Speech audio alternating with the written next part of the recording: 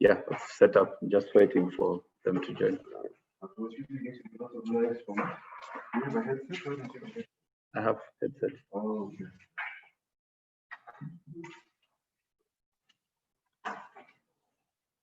Have you finished the video? Yeah, I finished.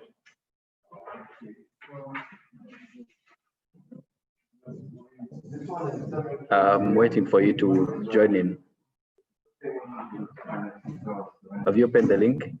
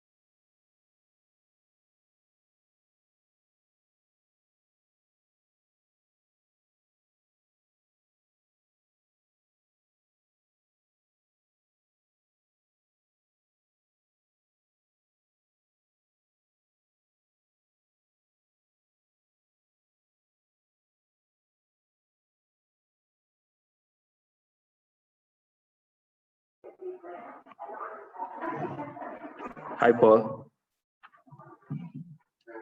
Hello, Paul. Please unmute. Yes, how are you?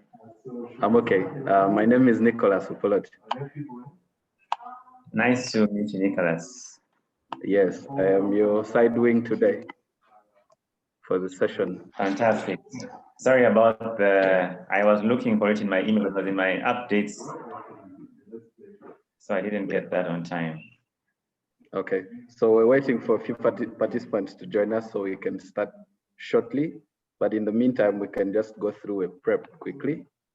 We can just test your sound and see that the transmission is okay. So how are you doing this morning? I'm doing well. Happy to be a part of this. Yeah. I think this will be one of the most attended sessions. People look forward to hearing from you. It's such a troubling time, difficult time, and the only joy people find during this time is to take care of their well-being, eat food regularly, and stay connected to their friends and family. Yeah, definitely, yes. Yeah, I've been keenly following your work online, although we haven't met physically. So I've been digesting some of your advice on the day-to-day. Yeah, so it's very important, like you say, to take care of your wellness, and because it's a very important aspect of our beings. Yeah. So yeah, just Oh, I'm the one supposed to admit people, or you're the one supposed to admit people. Just check if okay. there's people waiting. Okay. I will admit them in, yes. Yeah, so I think the lockdown has made us realize that our well-being is one of the most critical aspects of our lives. Most people didn't really pay keen attention to their personal well-being. We've been going through the hustle and bustle of life, going to work every day, chasing for money, but the lockdown has made us realize a lot of things about our own well-being. People are learning things about themselves they didn't know. They're paying more attention to what they eat, what goes in and what comes out. Yeah. So I think today's discussion will be really critical to making us understand what we should exactly do, since you're the professional. You know what works and what doesn't. Yeah, it's very important in this world that we live in to take keen interest, especially because the way the body is made, people need to understand is that it tries to protect you. So sometimes you don't even realize that it's trying to help you, or that you're doing something having negative consequences until it's almost too late. So it's nice that people become proactive and start dealing with these things on a daily basis. Okay. So to our participants that have joined us, you're welcome. We're waiting for your colleagues to join us shortly before we can commence, but we can just have a chat with the session host and just say hi, greet. Maybe you can turn on your video for now and just say hi so we can introduce ourselves to each other.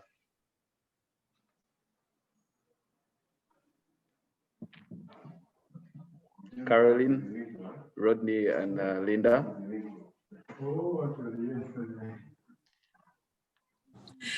Hi, Carol. Nicola. How are you? I'm fine, thank you. I prefer not to turn on the video because I'm in the middle of traffic. I'm parked, but yeah. I know. Yeah. So yeah, hi everyone. Hi Rodney. Hi Linda. I'm very excited to engage with Dr. Paul Kasenene. I'm a big fan.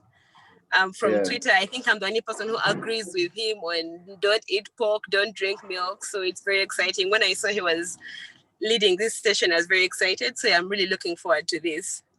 Yeah, cheers. Yeah, you can. So how have you been in the lockdown, Carol? How are you coping with the pandemic? I mean, it's such a tough call for everyone. I'm working out quite a lot. So yeah, like I said, I'm a big fan of Dr. Paul Kasene's. I work out. I even got like a heart rate monitor. Just try to work out like 500 kilocalories a day. So yeah, I'm just really excited for this wellness session. That's how I've managed to go through it, by just exercising and eating healthy. So it's like a target you set for yourself, like a goal, like, will I achieve this? Will I do this? So yeah, that's kept me going. Great. Rodney? Yes, Rodney. Hi, Rodney. Hello, everyone. I'm fine. Good to be here. Let me turn on my video. Rodney is one of the young emerging leaders from the Institute. He's doing very incredible work. And we're pleased to have you, Rodney. Thank you, Dr. Paul, and thank you, Apollo. Okay. Yeah, good to see you guys. It's really been long since we last actually came together, and I'm happy to be in this seminar today about wellness and health, because it's something that I've been passionate about during this COVID period, and so I'm hoping to listen more and learn more from Dr. Paul, but also get to understand more about our bodies and the things we do wrong and the things we also do right, that we actually don't put into much consideration. So yeah, I'm happy to be here. Thank you. Nice to meet you, Rodney, and looking forward to engaging with you in this session.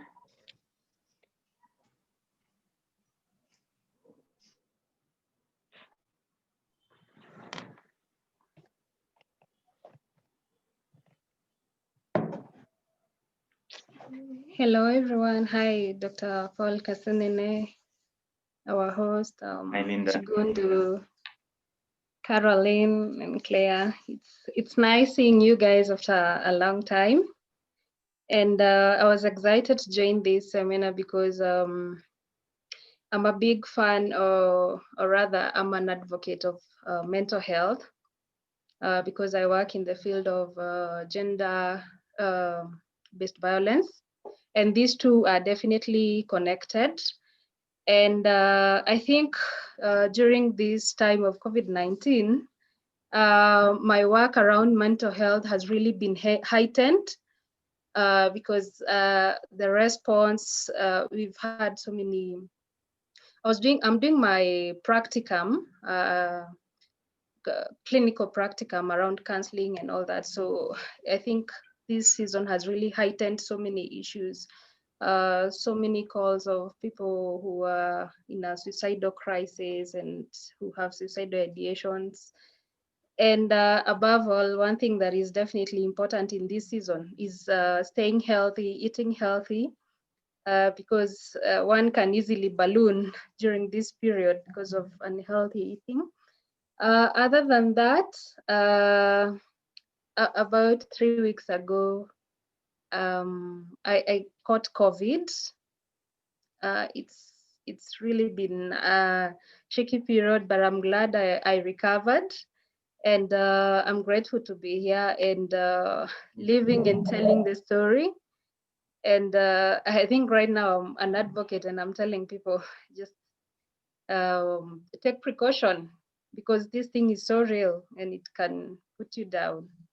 Other than that, I'm excited to be here and to engage in the conversations. Thank you. Over to you, Chair. I think we can hand over to you so you can commence the session. Yeah, so thank you, Linda, Rodney, Carol, and Claire for joining in, and Nicholas, our co-host. Like you all know, I am passionate about wellness. And the session, the topic for today's session is wellness and mindfulness, health for body, mind, and spirit. Now, I hope we can engage more actively in this session, but I just wanted to start off by mentioning a few things. The first is many of us are young and emerging leaders. Many of us are young people who are just trying to make our lives work in this time where there's so much uncertainty. And so we need to appreciate that more than ever, there is a need to actually take care of our wellness. You know, I like to tell people that if you just think about the fact that we are having this annual leaders gathering online, it's just testimony to how important it is to take care of our health. We are distancing and taking all these precautions just to keep alive and healthy. So we must appreciate this. The other thing is, over the last couple of years, there's been a great advances in technology and modernization. And all these things mean that we are more connected than ever before. But that means we actually are having lives that are so busy and so engaging. And so many of us need to realize that there's a global shift towards more stress, more demands on our bodies, more demands from our work. And this sometimes has an impact on the food choices that we make, how active we are we exercising enough, but also things like our emotional and wellness issues And like Linda just mentioned, coronavirus has actually brought so many changes and has brought so many challenges as well. So in this session, I'd like us to just take a minute to think about wellness in general, and specifically not only to focus on the issue of food and body, but also to think about mind and spirit. Now, I'd like to, I know we have a small number here, but I'd just like to hear from you guys. What does wellness mean to you? When you hear the word wellness, what does that mean to you? And what do you think we should be doing in general in this kind of area? Anybody wants to share?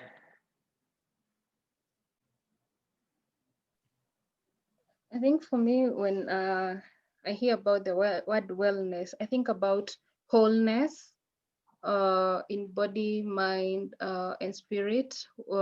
And of course, that means that when you're well, you're able to be fine physically. You're able to make good decisions. You're able to live a life that you are in control. Okay, thank you, Linda. Anybody else have any ideas about wellness and what it means to them? Rodney?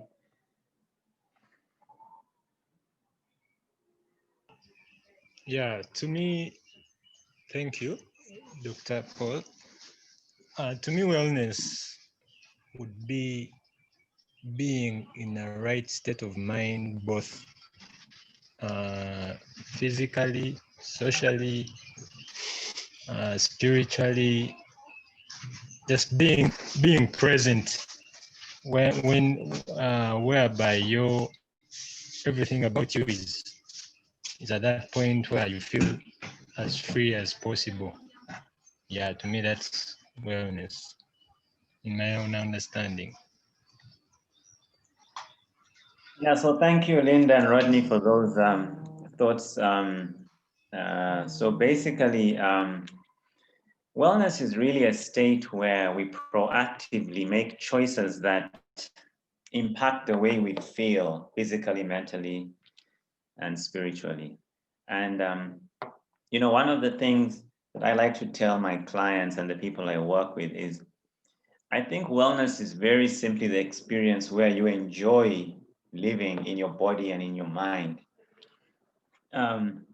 Many of us, it's the simple things like you wake up in the morning and you have energy and you feel refreshed, ready to start your day. You climb a flight of stairs and you're not panting.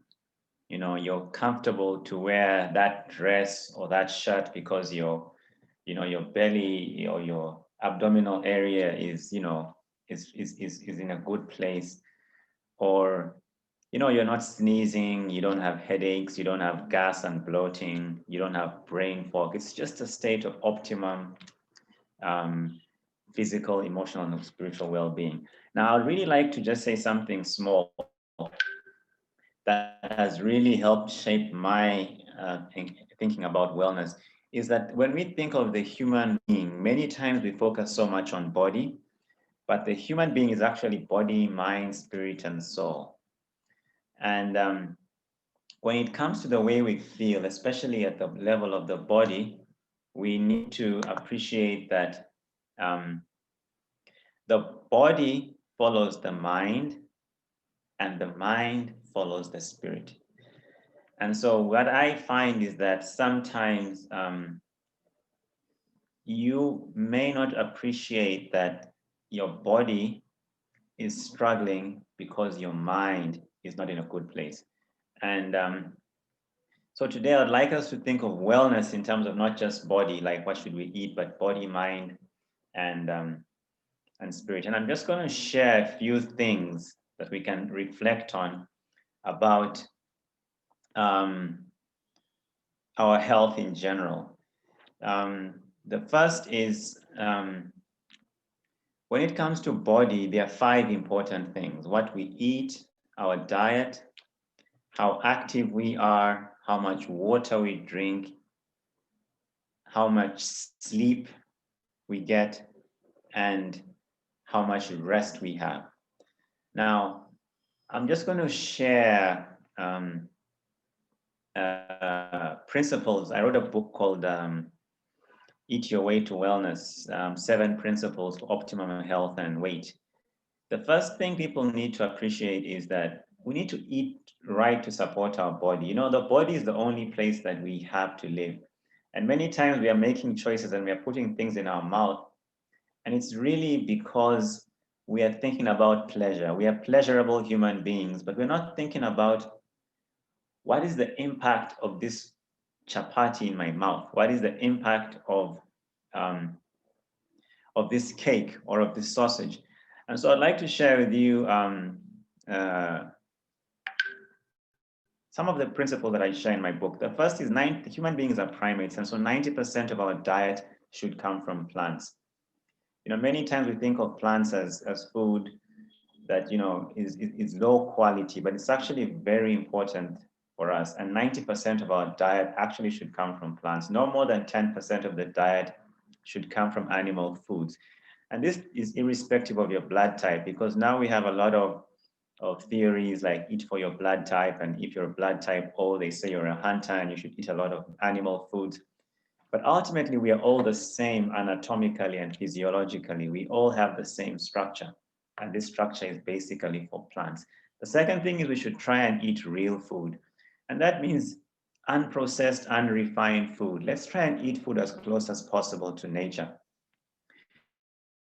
You know, we have a lot of simple changes to our food that don't seem to have a big impact, but actually are. And a very simple illustration I like to give is maize and posho. Excuse me. So maize and posho may seem like they are similar, but they actually aren't, because a lot of refining happens. A lot of pulp or fiber is removed in the process of making the posho. So we must try and think about eating whole food. So maize instead of posho, chicken instead of chicken sausages, apples instead of apple juice. So that's a very important principle. The third thing I really want to say is, because I'm not going to go into a very long lecture on nutrition here, is we need to increase the amount of fruit and vegetable in our diet. I think the single most important thing we can do is eat more vegetables. And when we talk about vegetables, we can eat them raw in a salad. We can make them into a smoothie. You know, this is a carrot, beetroot, ginger smoothie, or we can steam them. But when we think of food in East Africa, generally, we think of matoke, we think of potatoes. And when you go to a buffet or even to a meal, our vegetable intake tends to be about 10% of the meal. And I really would like to ask that we try and start thinking of eating more vegetables. So 50% of the food on the plate, fruits and vegetables. It's important to eat from a wide variety of color. Color is health. People don't think about this, but every single day you want to eat from each color group: red, tomatoes or watermelon, orange, either oranges or purple or carrots, yellow bananas, yellow bell peppers, green leafy vegetables, white stroke brown, that's the garlic, mushroom family, purple like eggplants and grapes. And there is also blue, which is not very common in Uganda, but like the blueberries. So it's very important to eat from a wide variety of color and also from a wide variety of food groups. And then the last principle that I think is very important is it's important to realize that the body actually works better with less, not more. It's not, so we need to find ways to eat less, but eat right. And so there's a principle people call intermittent fasting, where people are asked to spend at least 12 hours each day without food. So I would like to advocate for a 12 to 16-hour fast each day, 12 hours being 7 p.m. to 7 a.m., or you can have it longer, 16 hours from PM to 10 a.m. So these are the principles of healthy eating that I would like us to reflect on, and maybe we'll have a chance to share. But I would also like us to think briefly about other things that are important for our body. And one of them is exercise. You know, the body requires 3 hours of exercise each week at a minimum. I recommend at least 30 to 45 minutes, 4 to 5 times a week. You know, if we look at our bodies, most of what we have is flesh, is muscle. This body was designed to move, and many of us are not moving as much as we need to move. And so it's very important that we all think about this. You know, there's a gentleman called Edward Stanley who said people who think they have no time for exercise will have to find time for illness. So yeah, we need to start thinking about, are we making the right choices? We need to keep exercise simple. It doesn't have to be a gym or a treadmill, but we need to get into the habit of moving more. Hydration is very important. Drinking more water, 2 to 3 liters a day, is great for our system. And getting enough sleep, 7 to 8 hours of sleep each night. Now, I know, especially with young people, we tend to sleep less because we are at an active point in our lives, but it's very important to go to bed early. And interestingly, the body starts to heal and starts to restore and starts to repair when we sleep, but it actually starts this it actually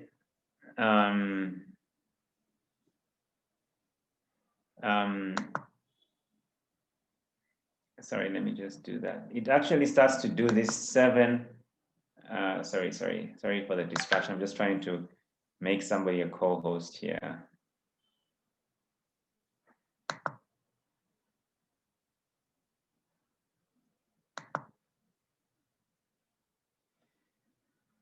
So I'll just shift the host status to, yeah, so that you can actually help with admitting people in.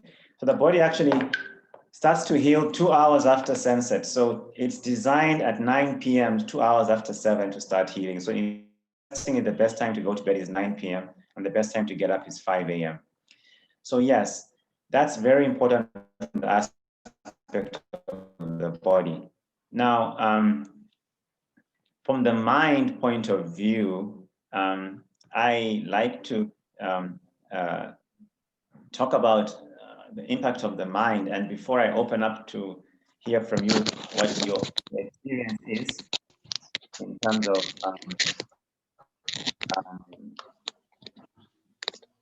stress and how COVID has been for you.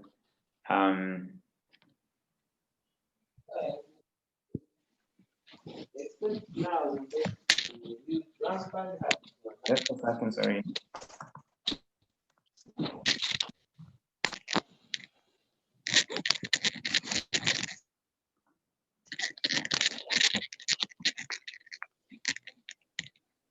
So Anisha, can we just kindly ask you to make ALG seminar the host, please?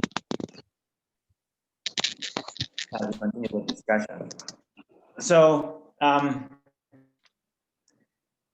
I want to just help you to reflect upon something that it may help you to think about the importance of the mind with health. So we have 2 nervous systems in the body. We have one which is voluntary, like I am speaking right now, but we also have one which is involuntary, like heartbeat or digestion or kidney function.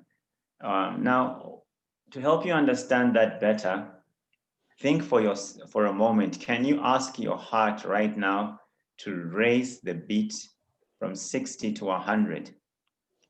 That is something you probably are not able to do. Neither can you ask your digestive system to slow down. So we have a whole range of systems in the body that are controlled by an involuntary nervous system.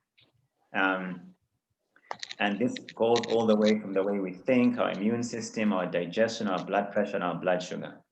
Now, from a medical and health point of view, these are the areas that tend to suffer in terms of health. People get immune issues like cancer, they get high blood pressure, they get diabetes. And what we need to appreciate is while we don't have control over those, our mind exerts 100% influence influence over those systems. And so if you got a phone call right now and someone's gave you some very terrible news, you will realize this instant your heart rate will go up, your breathing will become labored, you will start to sweat, your digestive system would probably, you get butterflies in your tummy. This is important for us to realize that our mind exerts a lot of influence on our body. And that's why we say that the body follows the mind. And so it's very important that we understand the impact of our emotions and our mind on our health. And so I'd like us to also think of wellness from this perspective and not just thinking only of diet and exercise. But I'm going to share something interesting, and this will help us to just switch into the mind perspective. Of all the systems in our body, there is only one that is controlled voluntarily and involuntarily. Does anybody know what that system is?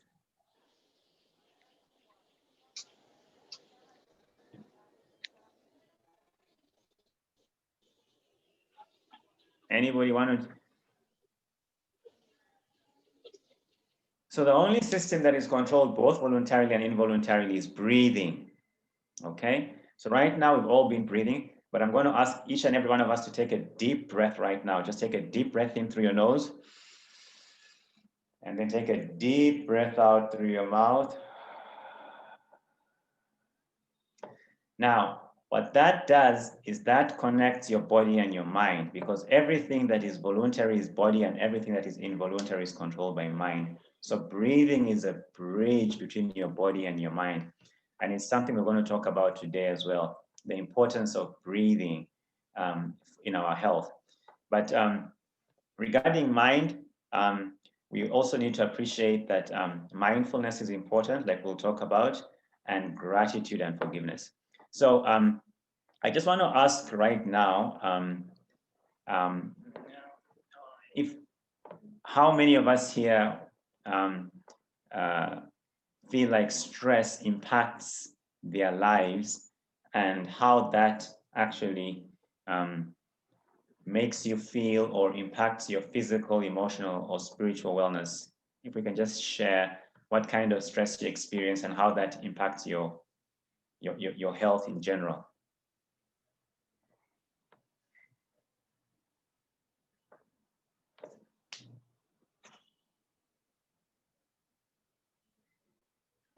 We have a hand up there. Jacinta wants to speak.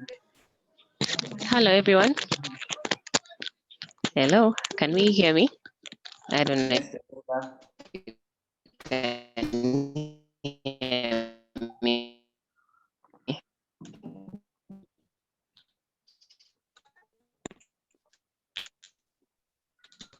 Sorry, that wasn't very clear. I don't know if it's my connection, but okay.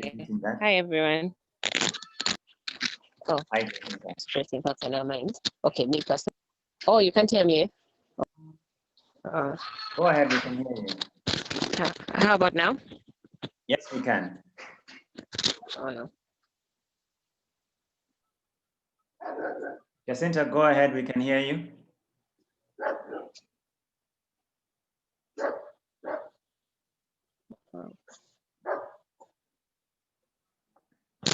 Okay, can you hear me now? Yes, we can hear you. Please go ahead.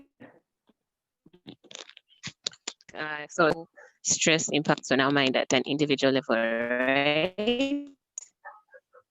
Yeah, so for me, I think from what you've been saying, how everything is connected to our mind, I realize, like, for me, when I'm having a stressful day, I feel overwhelmed. And for some reason, by the end of the day, I have a headache. And if the stress goes on for like 2-3 weeks, I actually feel sick. Like I somehow find myself going to the clinic, they'll say you have an infection or you're having migraines and all. And then I notice if I try to relax, sleep better. So I'm really starting to see how it's not happy, and then our body is not happy. Yeah. Okay. Thank you, Jacinta. Anybody else want to share? Yeah, I think for me on my side, the work stress has been heightened because of the COVID response. I work at the Ministry of ICT, and we've been supporting the Ministry of Health for about 8 months. This is from the technology side, giving them the applications and systems they need so they can be able to respond faster to serve citizens. So for me, I haven't really rested this whole period, and my engines are starting to slow down, and I can feel the stress getting to me. I've been to the doctor over 4 times, and they've checked my body. He says nothing is wrong with me, but I am really certain that something is wrong. And I really think that this is just stress that's weighing me down. I cannot sleep as much as I used to. I always wake up very early. By 4 a.m. I'm up. I'm anxious. I can't sleep because of the pandemic. Yeah, thanks for that. Thanks, Nicolas.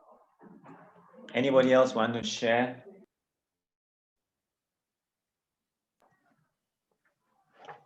Yeah, I think for me, I become quite unproductive when I'm under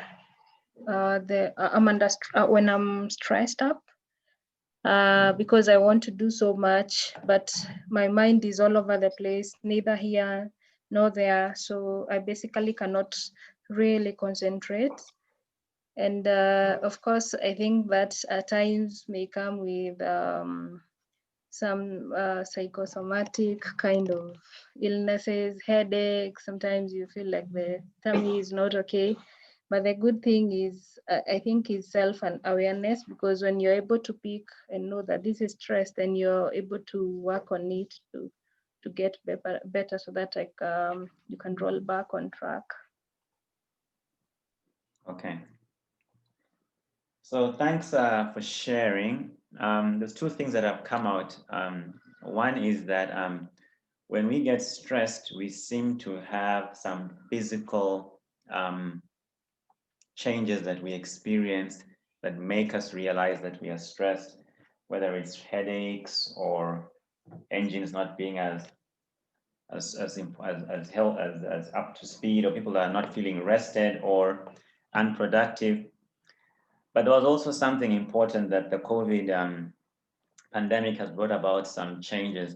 Now, I would like to guide this discussion in 2 ways. I'd like to first share with us what is really stress and how can we understand stress better in order for us to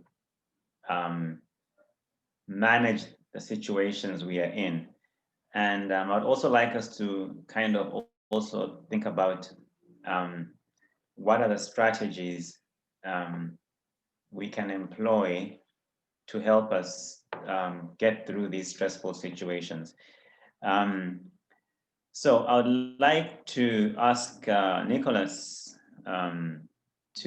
I'd like us to do a small exercise. I can see there's 8 of us here.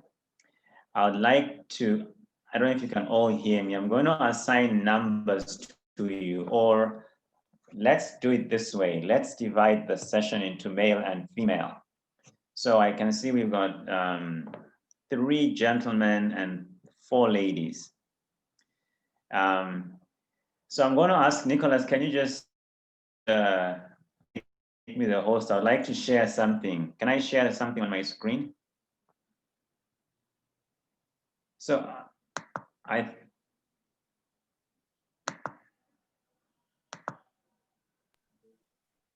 Yes, you can share now.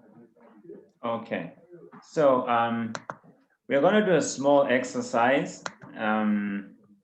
I would like to first give the instruction before we go into sharing the screen.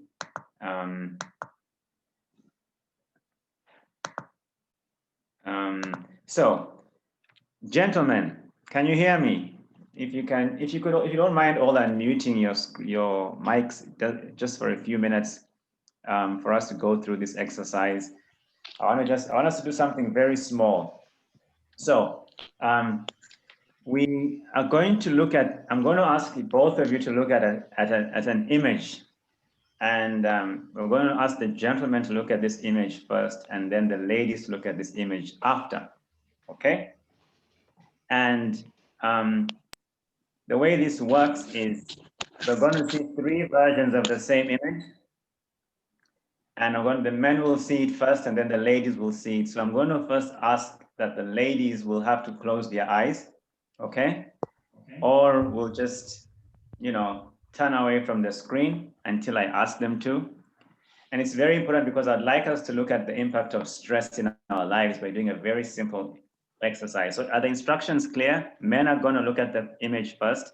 I'll ask the men to look at the images. I'll ask the ladies to close their eyes. And then I'll ask the men to close and the ladies to open. Is that clear? It is. Yes? It's clear. Yes, it is. Clear? Is it clear? Yes, it is. Okay. Here, are we together? Jacinta, Linda, Carol? Yes. Yes. Yes. Okay, so we're going to start. Everybody close your eyes, including the gentlemen. It's a house. Put the house to take it for one day. We are very clear the instructions. Okay, let me share this.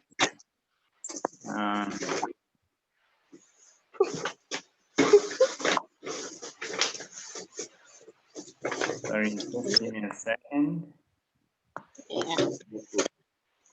Okay, so keep your eyes closed. Keep your eyes closed, everybody.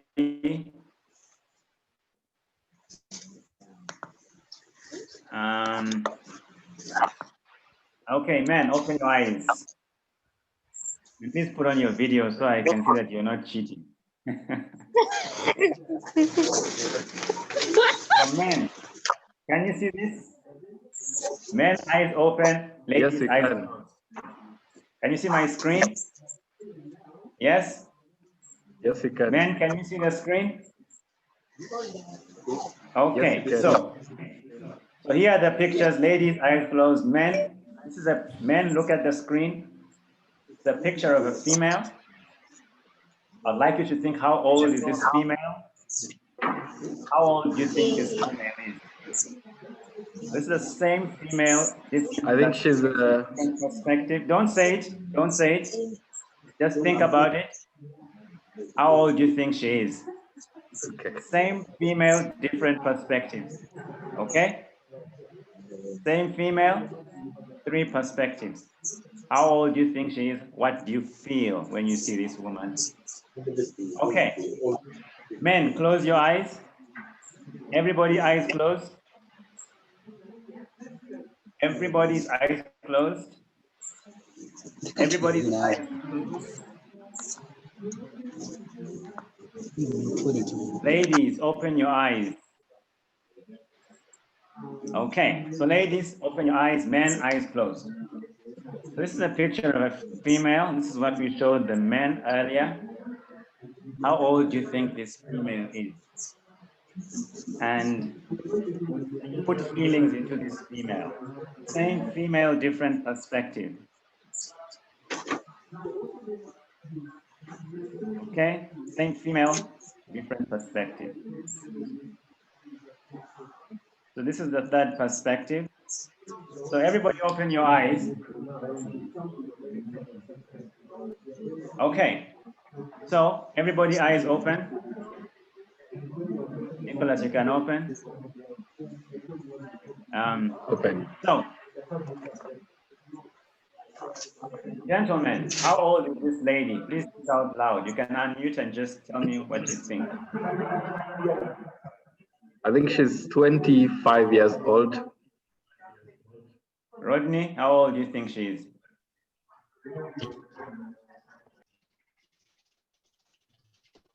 Just say a number.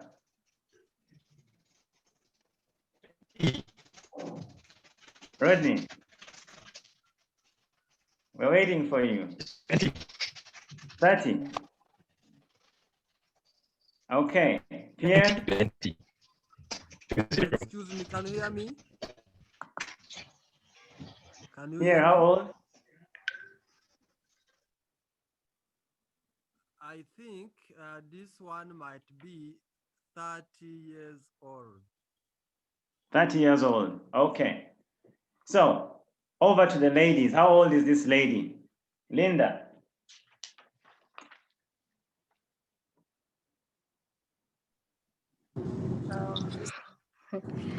I'm smiling because at first I saw a young lady and then I saw an old lady. So I'm not even sure what to say. Okay, yes. Okay, what? So you see both old and young. Yeah. And Carol, how old is this lady? At first I saw an older lady, like 70, and then maybe mid-20s for the third perspective. Okay. Claire, how old is this lady?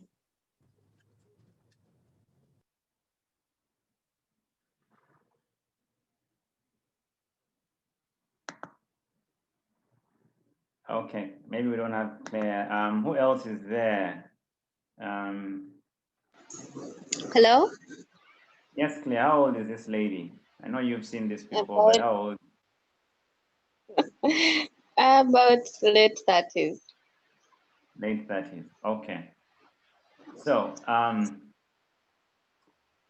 to the gentlemen, Nicholas, Rodney, and Pierre, the ladies have seen both old and young. Do you see an old lady here in their 70s, Nicholas? No, she looks to be mid-age. Yeah. Mid-age. Yeah. Okay. Two people are in the waiting room. Maybe you can, oh, let me just let them in, just sorry. What's the point of this exercise?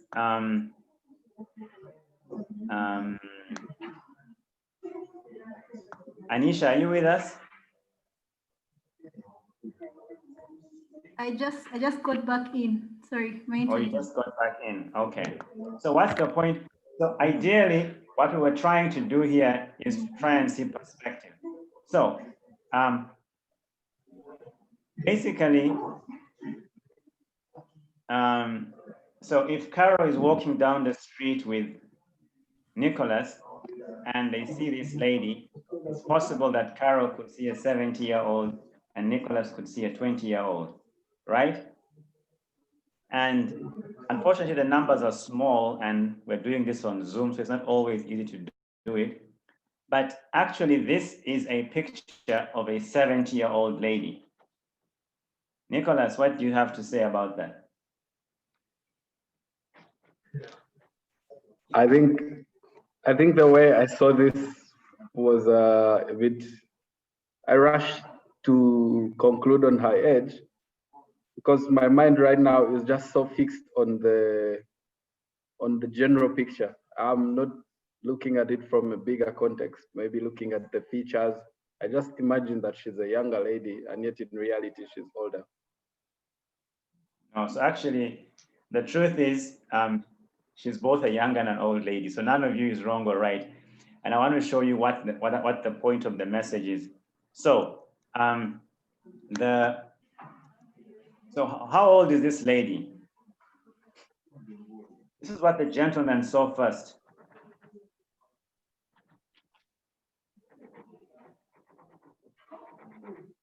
So this is a 20-year-old, late 20, let's say 20 to 30-year-old.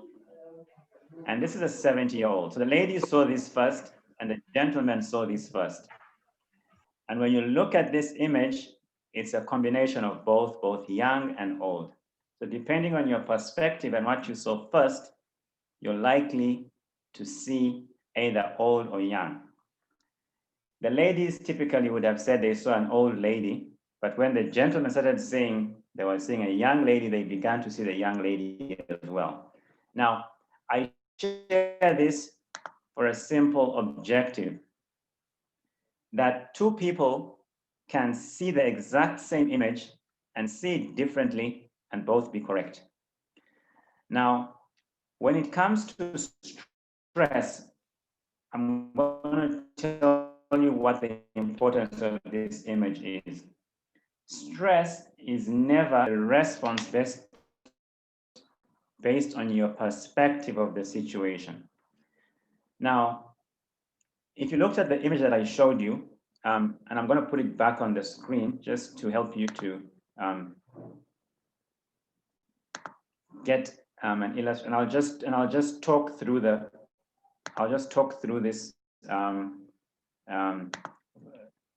part of the presentation. What we tend to see is that we are exposed to a lady here, and if you saw this first, your mind is going to be targeted to seeing young when you see this. And if you saw this first, your mind is going to be, shaped to seeing old when you see this. But typically, this is both old and young. Now, the message is within about 2 minutes, we are able to influence your perspective, and that's going to determine how you respond to this lady. Now, stress is defined as your body's response to a situation that you perceive to be difficult, that then goes on to cause tension. Now, I want to just share what happens in your body when you're stressed. So when you get into a situation, you perceive it to be challenging, and then suddenly your body produces stress hormones, adrenaline and cortisol, that go on to cause tension, headaches, and the like. Now, in the world that we live in, we are exposed to so much different types of stresses, but stress will not be a problem to you unless you choose to see the situation as a stressful situation. Now, stress is a very subjective thing. And I'm going to quickly give you another scenario from a book, Stephen Covey's book, 7 Habits of Highly Effective People. Covey was on a train, and I'm just going to tell you how I remember the story. I'm just going to paraphrase it. He was on a train on a Sunday afternoon on his way home, and a man gets onto the train at one of the scheduled stops with his 3 children. The man sits down, he throws his head back and closes his eyes, and his 3 kids begin running up and down the carriage, and the scenario changed from a very peaceful scenario to one where there's a lot of chaos and entropy because the children are making noise and disturbing people. And Covey said the mood moved from peaceful to anxious, extreme stress, and eventually Covey said, look, excuse me, sir, don't you realize that your children are disturbing the peace? Why don't you do something about it? And Covey said at that point, he could feel his blood pressure levels rising. And he said, the man opened his eyes and said, let me see what I can do. But the thing is, we've just come from the hospital and my wife just passed away. And I don't even know where we are going. I don't even know, I haven't had the courage to deal with the situation, but let me see what I can do about it. Let me try and control my kids. Now, Covey said that the mood moved from one of extreme stress and anger to one where it was extreme empathy and sympathy. And he said the most interesting thing is that nothing changed in the situation. The children who were not part of this conversation continued running up and down, continued disturbing people. But what Covey realized is that he suddenly had a change in perspective. Same situation, different perspective. So when the situation was perceived to be hostile, Covey had high blood pressure. He was in a stress response. When he realized that this is something that is beyond their control, the stress left. Now, why I'm bringing this up is every day we are going to have issues with traffic, with COVID uncertainties, with borders, with work pressures. And sometimes we start to perceive these things as challenging. And when we do, then our body produces adrenaline and cortisol. So the most important thing with stress is not the event, but our perspective and how we respond to the event. Nothing is overtly stressful. It's our response to that makes it stressful. And so I'd like us to think about this in our daily lives and in the different scenarios that we are going through. And if we can begin to shift our perspective, even when we don't see it, and I showed you this illustration of them, 2 pictures, is even at this point, some of us will still struggle to see an old lady or a young lady. And I will share this slides with you. but they are available on the internet, you will begin to appreciate that sometimes we're in a situation and we think it's stressful because we do not see the other side, or because our perspective is one where we have concluded that this is a challenging situation. Now, I want to say that what is very key is our response and not the situation per se. And so there's two things I want us to understand between for the whole stress response. The first is we must accept the situation the way it is. The second, we must change our perspective. And the third, we must act. If we begin to see stress from this angle, we suddenly will realize that situations that we thought were stressful will not change, but could basically allow us to go through them without us producing the stress response, which is what ultimately leads to the headache or the tension. I don't know if this makes sense. Anybody want to react to what I've just said? Excuse me, do you hear me? Do you hear me? Yes, Dr. Kasanini. Please increase your volume. Okay.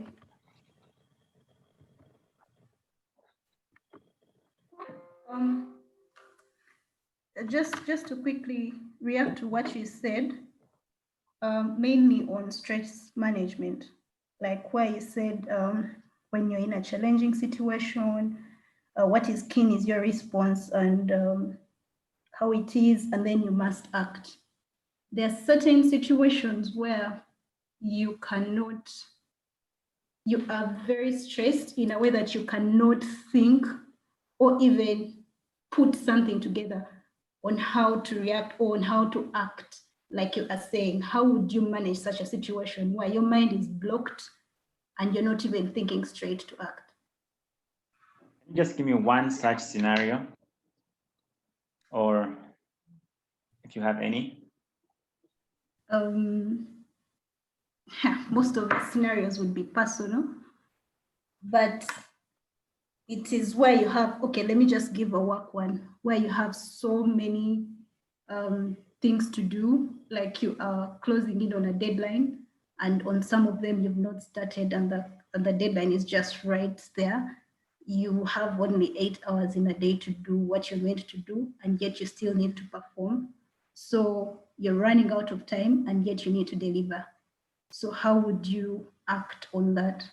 And for you to deliver, you can't even think of how you're going to start on one task or the other. Okay, thank you. Thank you for sharing that. It's a very practical and real life situation. So I'll just explain a little bit more about the issue of perspective. And I'll first share it from a marriage perspective. I don't know how many of you are married. You know, sometimes you're in a relationship and people are doing things that you really think are contrary to what you think is right. And sometimes your immediate reaction is to respond in a particular way. Now, when I showed you the pictures, maybe we didn't have enough time to do it right. But sometimes what I have realized is that it's just the fact that you can appreciate that there's always going to be another side to the situation that allows you to enter a space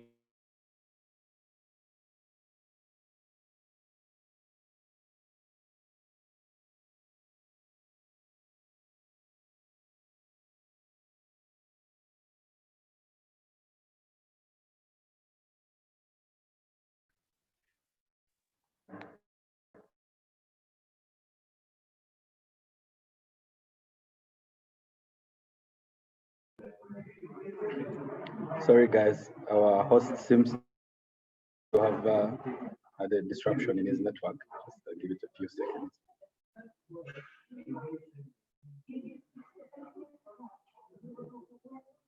Welcome. Sorry about that. So I want to let me first just share with you, when I learned about this, I agreed, it seemed very abstract and very hard to apply. But the person who taught us this asked me to apply this. Now, this is the situation that I was in. I was driving with my wife, and we reached a crossroad junction, and I had the right of way. And as I was proceeding to drive, a border guy cut right in front of me. Now, when he did that, I'm just going to take you through what I've just shared. The first thing I had to do was I had to accept that I was in a situation where there was a border guy in front of me. The second thing is I had to try and change my perspective and ask myself, why would a border guy drive so recklessly? And I didn't have the answer, but what is most important to appreciate that there must be a reason that you do not necessarily see at the time. So I began to ask myself, in this moment when everything was happening, perhaps this gentleman's mother is sick, perhaps his wife is sick, perhaps his child is sick and he's rushing to get there. And when I did that, I didn't fly into rage, but I began to think that there must be a reason why someone is acting like this. And then the next thing I did was to brake, okay? Take action and brake. Now, I even interestingly wished him well, which was something that I wouldn't have done in the past, because I said, if he continues to ride like this, he's going to get into more dangerous situations. Now, the key thing I would like to mention here is that it's not the situation you're in that is the problem, it's the response. But the response is guided by your attitude. Now, if I'm in a work situation like that, and I have been in situations like that, the first thing you're going to have to do is accept that I'm in a situation where I am unlikely to deliver on deadlines. And this is something you may not necessarily be able to change. Now, the next thing would be to ask myself, how can I see this situation as one in which it is not as challenging as I am making it out to be? How can I change the perspective? How can I look for something that is possibly not going to make me feel so anxious? The first thing I would do personally is say, look, no matter what I do, whether I give the assignment or not on time, even if I don't give it on time, so what I'm trying to say that I would say that, okay, I may not be able to give this assignment on time and I can't change that fact, so I need to accept that. The next thing is to say, why is this so? And possibly, maybe my supervisor is overloading me with work, or I am facing other situations in my life that realistically won't allow me to deliver on my obligations. And the third thing is I'm going to act by having a conversation with my supervisor about the reality of the situation. I'm going to go up to them and say, look, unfortunately, I know this and this is due, but this is not likely to happen on time for A, B, C. I am going to seek help from somebody else. This main thing that I would like to drive home is that as long as your body senses danger or challenge, it's going to respond by producing chemicals that are likely to harm you.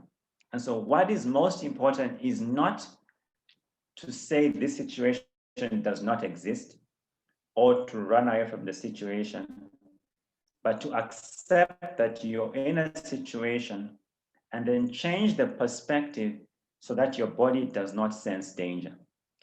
Because at the end of the day, it's not the situation that is the challenge, it's the way you're responding to it. Now, I don't know if this makes sense, but I'm going to ask you to practice this. And the good thing with human beings is between stimulus and response, there's space. And that's the space of choice. And maybe this is a good time to bring in the issue of mindfulness and living in the moment. Because in that situation where you are in, I can really understand that there's a lot of pressure. But what is going to make you have a headache is not the situation, it's that you are seeing this as a very challenging situation. So I don't know if this makes sense or is something that you can apply into your lives. But in the world that we live in, we are unlikely to have times where we are totally free of challenges or negative situations or increasing demands. And so if we don't take a minute to try and see things differently or to look for the silver lining, then we are likely to always end up in situations where we have a lot of tension in our body. So I hope that provides a little bit of perspective. I don't know, Anisha, if that helps or not. Yes, this is very, very helpful. Thank you. So it's very important that we practice this. And I'm going to ask each and every one of us just today, just go into your life. And the next time you experience something that you think is stressful, first say, look, I'm already in this situation. Secondly, what is the other angle that I haven't yet seen? Where is the young lady in this situation? Or where is the old lady in this situation that I don't already see? And what am I going to do about it? Now, if we do it this way, we find that we are reducing the amount of stress in our body. But sometimes you reach the end of the day and yes, you already have a headache. Yes, you already have issues with focus and concentration. Your blood pressure is up. So what do we do in these situations? I just want to hear from you guys. What do you do when you feel stressed? What are the strategies you take to manage your stress?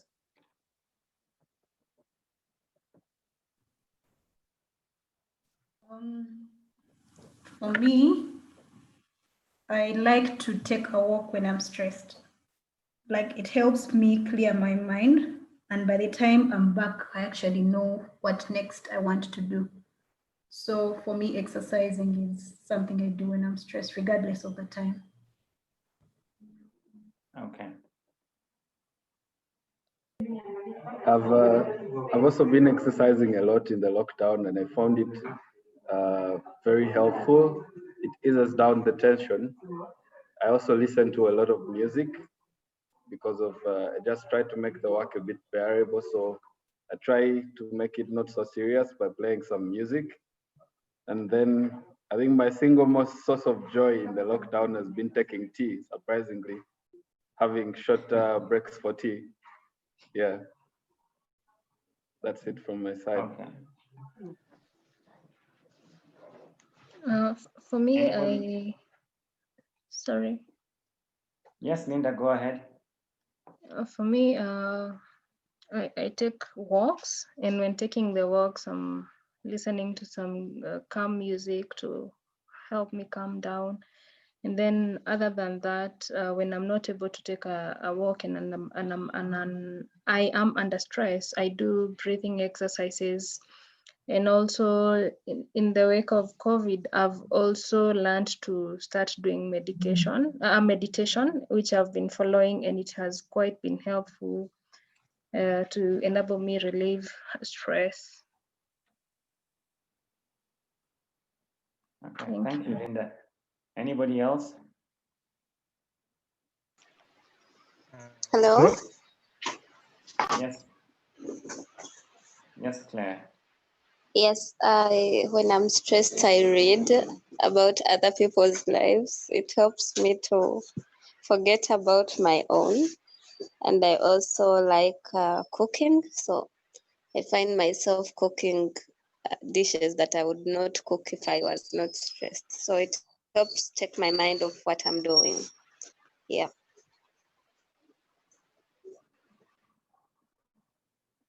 Rodney, you were saying something. Thank you, Claire. Yes, for me as a creative in the arts, one of the ways that I beat stress is by visiting showrooms and exhibitions and reading some of the minds of what other creatives are doing, so that I tap into their energy.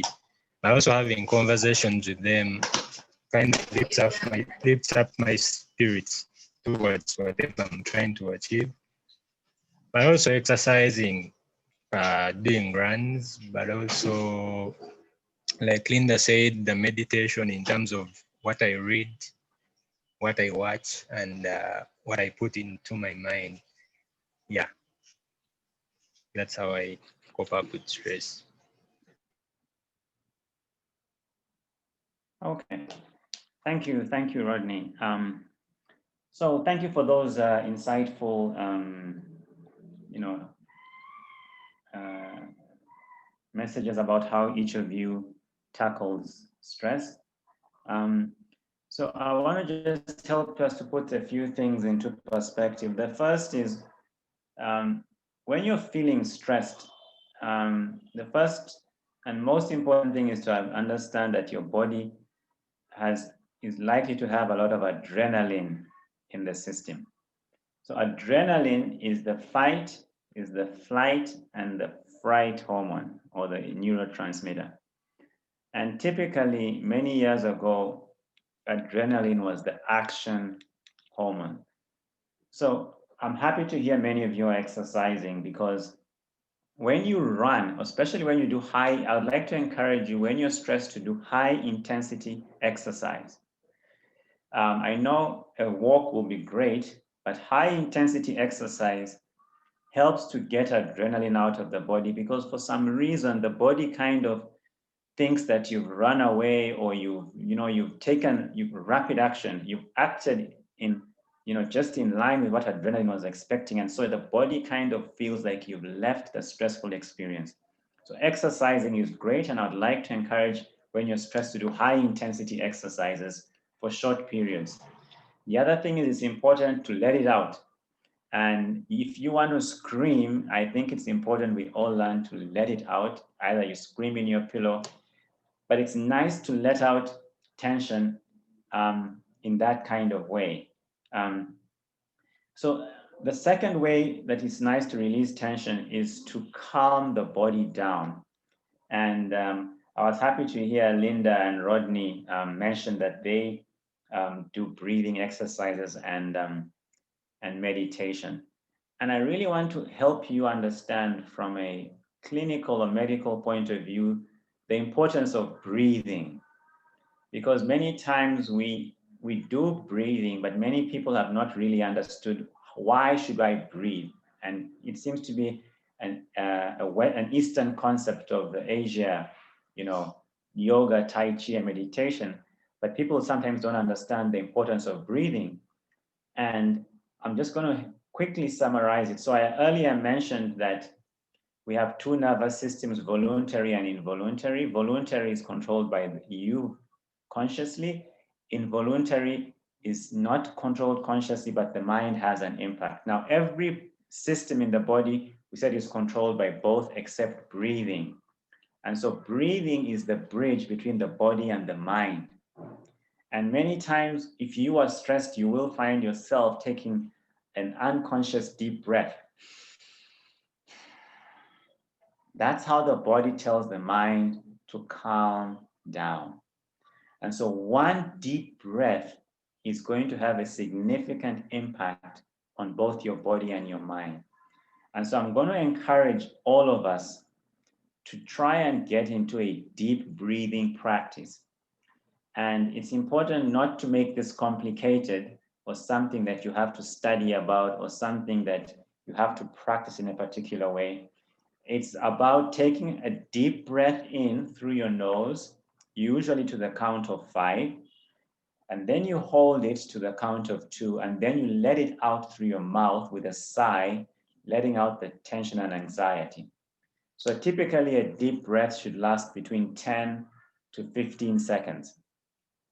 Now, I'm going to encourage you to try and take 15 of these deep breaths first thing in the morning before you start your day, and last thing before you sleep at night.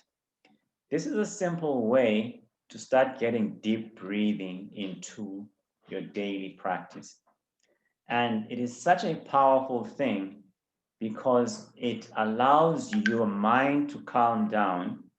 And then when that happens, you allow yourself to experience what your mind is actually feeling, and you're able to understand the impact of the stressors in your life. So before you get out of bed and before you go to bed at night, it's very important to practice deep breathing. I'm going to ask that we practice deep breathing in two ways. The first way is active deep breathing, where you take 15 deep breaths voluntarily. And then the second one is what we call passive breathing. And this is the meditative response, where you just sit quietly and allow your body to breathe on its own while watching the breath. Just pay attention to the movement of the breath. And this should be a quiet time where your phone is off, the TV is off, there is no distraction, preferably sitting outside. And you only need 5 minutes of this. So 15 deep breaths and then 5 minutes of watching your breath, sitting quietly, what we call me time. In this moment is when we become aware of how our body responds to different stressors. And this is something that is so important, not only for managing stress, but for keeping your body healthy.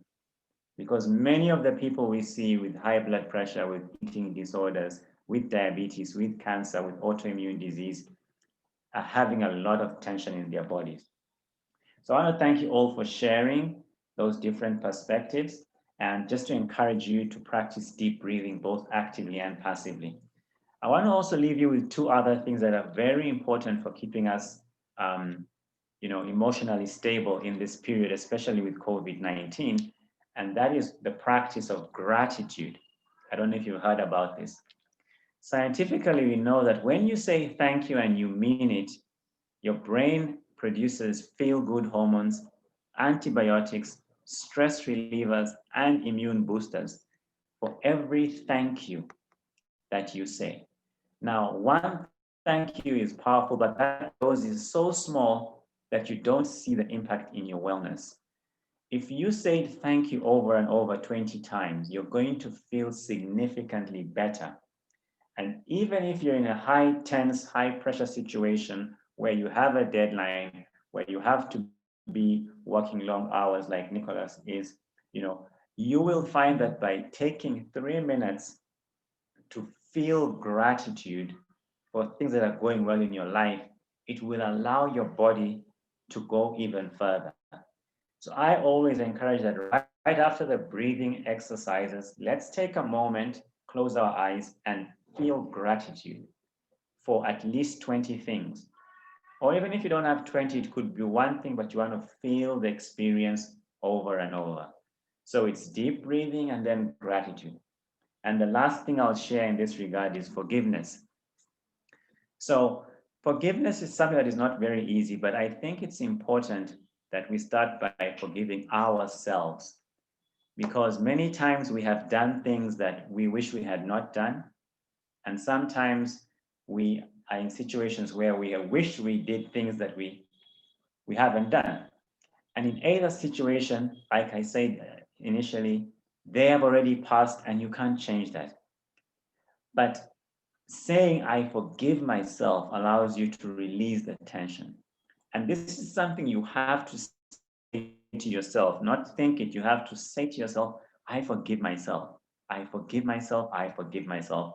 And you want to do this every single day, because many of us hold ourselves to very high standards. We feel we've let out, we feel disappointed when we eat what we shouldn't eat, when we don't meet our deadlines, when we gain weight, when we get into all these situations which we feel we shouldn't have done. Why did I get into this relationship? Why didn't I listen to my mother? Why didn't I do ABC? It's very important to forgive ourselves. And especially, it's even more important to forgive others. Now, we have few here, and I'm going to ask that I just share a story from the Bible. And this may not always be sensitive, but it's the message that I would like to portray.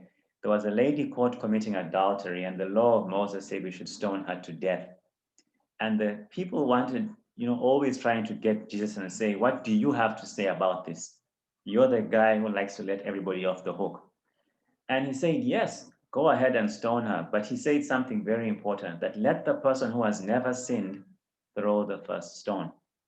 Now, sometimes we don't realize this, but it's lack of forgiveness for things that have happened in our life that are holding us back and making us have so much tension. And so forgiveness is never about forgetting. It's about letting go of the tension.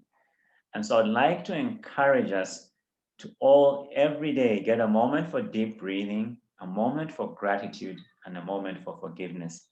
Because this is what really helps to remove tension from the body. And of course, exercising is great, taking a walk in nature is great, and listening to music and all the other things you said are very important. But it's important for us not to believe that we can thrive in an environment of stress.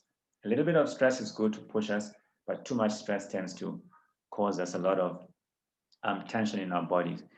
And so I'd like us to just think about our lives and see how we can integrate some of these simple practices step by step and see how they can improve our overall performance and the way we feel. So does anybody have anything they would like to comment on what I've just said?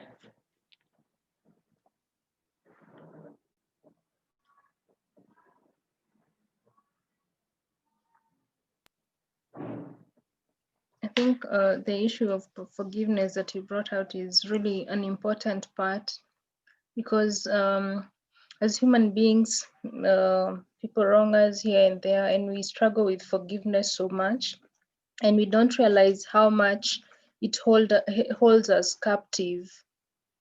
So I think I've learned a lot on that part. Thank you. Yeah, thank you, Linda. So I know we have to wrap up. Yes. Yeah.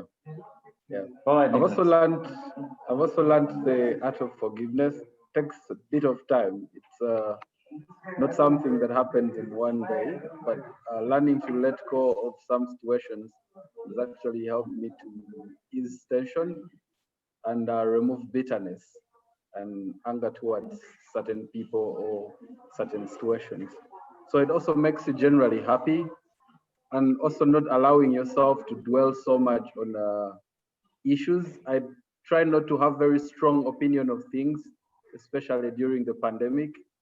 I take it a bit lightly because I know there's a lot of information also going on, and if you consume everything or believe it the way it comes, it can also affect your peace process. So just learning to let go of situations and not having any strong opinion has really helped me to also just move forward in my life. Thank you. Thank you. So I know we have to wrap up this session, so I want to just give some few remarks on some other things I had planned to just share, and then we can get some closing or parting comments from each of us. So I hope to keep this within 5 minutes. So I want to just say it's very important when we think of health to think body, mind, spirit, not just body. It's important that we make it a priority to eat right and nourish our bodies well without thinking of this as a punishment. And I wanted to bring this up because many times, especially through my engagement on social media, I've realized that people think that eating right or living healthy is very unpleasant and is a punishment. Once we change our mindset to see this as something that's good for us, we are going to start to find that we are more likely to be compliant with this. It's very important to stay active, very, very important. It's very important to stay hydrated, and it's very important to get rest. And we've just talked about the importance of, deep breathing, gratitude, and forgiveness. And I really want to just tie this in with something that is very popular today called mindfulness. And mindfulness is simply the practice of living in the present moment. And I'd like some of us who have not really tried this, to try and every day get a 10-minute space where you consciously say, I'm going to live in the present moment. And what that means is we need to realize that all our memories, everything in the past is just a memory, it's gone, and yet it can sometimes have so much power to hold us captive. And everything in the future, which hasn't yet come, is only an imagination. All we've got is the present moment we are in. And if you live in the present moment, you kind of find that you're somehow released from the stresses of the past and the future. And you're grounded in the moment, and you begin to be able to appreciate life for what it is for this moment. You know, some of us don't take a moment to just think, I'm actually breathing fresh air. I actually live in a climate where, you know, the weather is good. I actually am alive. We are always thinking sometimes too much in the future or sometimes too much in the past. And so it's very important to live in the moment. And it's called mindfulness and present moment awareness. It's a very important strategy. And sometimes having a 5-minute me time in a day to go through this is great. The last thing for the spirit, I know we don't have too much time, is the two things that tend to be very powerful. One is purpose and love.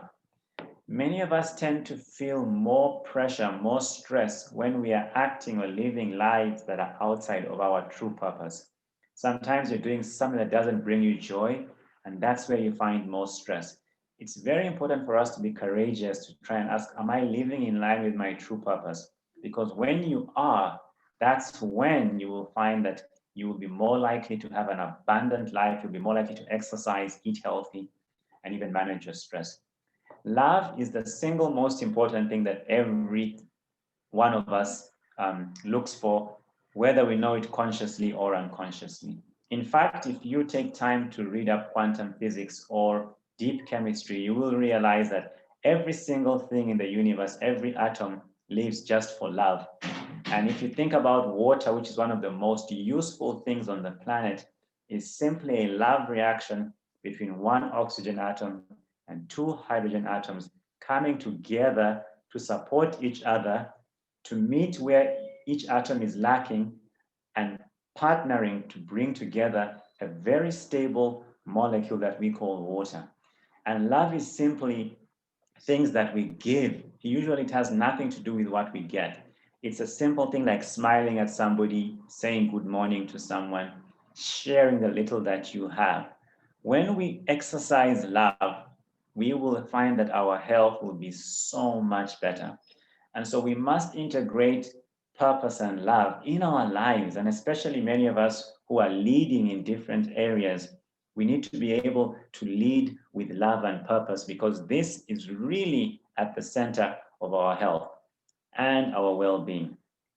And the last thing I really want to share is that sometimes it's important for us as individuals to be able to tell when our mental health is not great and when we may need help.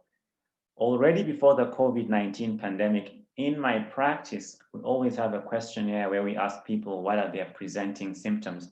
Already we had 60 to 70% of people marking low mood, depressive feelings as some of their presenting complaints. With COVID, the uncertainties, there's a lot more anxiety. And it's important that each and every one of us is able to understand for ourselves, am I beginning to be in a position where my mood is not so great, where I'm more irritable, where I'm failing to perform, where I'm feeling sad? Because this is the opportunity where we have a chance to help each other. We must be able to identify at a personal level, but also to reach out to people and see friends and family, are they crossing over? Many of us believe that you're either 100% well or you have a psychiatric illness, but there's a fine continuum between, and many of us are somewhere in the middle. I'll tell you, I personally have actually struggled with times when I have low mood, and many people will say, but your life is so great, everything is going well for you. But each and every one of us has moments where we start to struggle, and it's important that we are able to identify those. And we should know that there should be no stigma around this, and none of us should struggle with those situations, because eventually they can tip to a point where you actually end up having a real depressive experience or a real psychiatric experience. And so we must overcome the stigma, be able to recognize this, and sometimes we should be willing to reach out for help. The last thing I'm going to share with about this topic of wellness, especially from the mind, body, and spirit, is that many of us think of nutrition for our body, but there is nutrition for your mind. Because when many of us have experienced a lot of challenging or stressful situations, we don't realize that we are using up a large amount of nutrients. So the brain has nutrients, the nerves has nutrients that they both need to function well. The brain needs magnesium, B vitamins, vitamin D, and omega-3 fatty acids to work well. If you, for example, just using Nicholas as an example, have had a long 6 months of excessive work, long hours, you can find that your body has used up a large amount of the useful resources. And now your brain is not able to function well, not necessarily because you're tired, but because it no longer has the raw materials to do its work. It's just like a car running out of gas. So we must always be mindful about our diet and avoid things like sugar and stimulants, coffee and alcohol and energy drinks, because they put an excessive toll on our brain health. And if you ever feel like your brain health is not great, I would always recommend that aside from making healthy lifestyle choices, go and see a nutrition-oriented doctor and see if you are getting enough nutrients for your brain health. In this time of COVID-19, all of us are experiencing heightened anxiety and uncertainty, especially with pressures on delivery at work. And so it's important to keep in mind that you always have enough omega-3s, vitamin D, B vitamins, and magnesium for your brain health. And by the way, vitamin D comes from the sun, and so we should all spend as much time outside. So I want to just ask each and every one of us, I know we don't have too much time, but to just share some closing remarks. I hope this session has been useful. I know it's been all over the place, but I'm glad that we've been able to spend time together. I think this has been the most productive session I've had this whole 3 days of the annual leaders gathering, because it's something that's personal to me and I hold my mental health so dear. So I think I've gone with quite a lot of lessons to use and apply in my daily life and improve my mental well-being. And just hearing from you some of these insights has been so enriching. I hope to practice some of the recommendations you have made, and I look forward to being more healthier, more aware of others, and having empathy towards others. Yeah, and being more forgiving and more open-minded. Thank you. Thanks, Nicholas.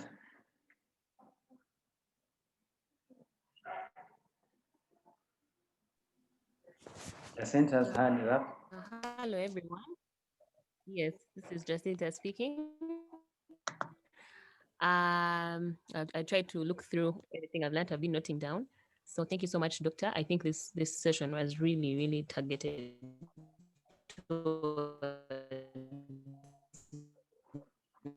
me and those people who, being a lawyer, sometimes we take clients' cases too personal. Sometimes we feel like we didn't do much, but I think for my biggest takeaway from this, apart from everything, of course, has been that's me, and I realized that when you accept, take a step back. Thank you so much. Thank you, the ALG team. Thank you, everyone, for giving us this opportunity to actually address the things that we are going through and sometimes just don't take too serious. Thank you so much. Thank you, Jacinta.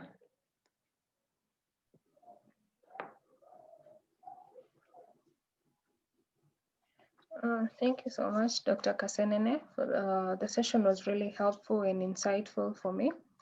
My takeaway is that for our wellness and our well-being, it's all centered in our perspective or how we view things.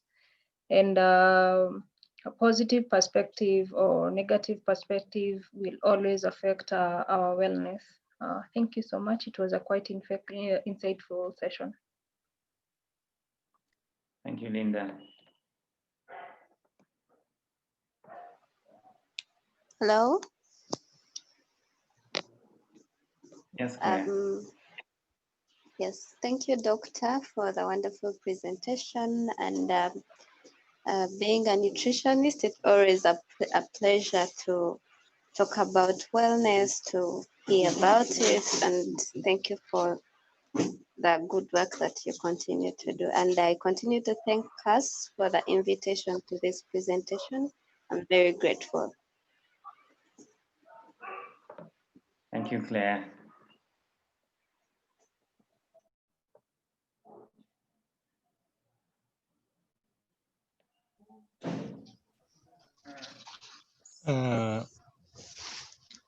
Yeah, thank you very much, Dr. Kasenini, for the wonderful insights about wellness and mindfulness.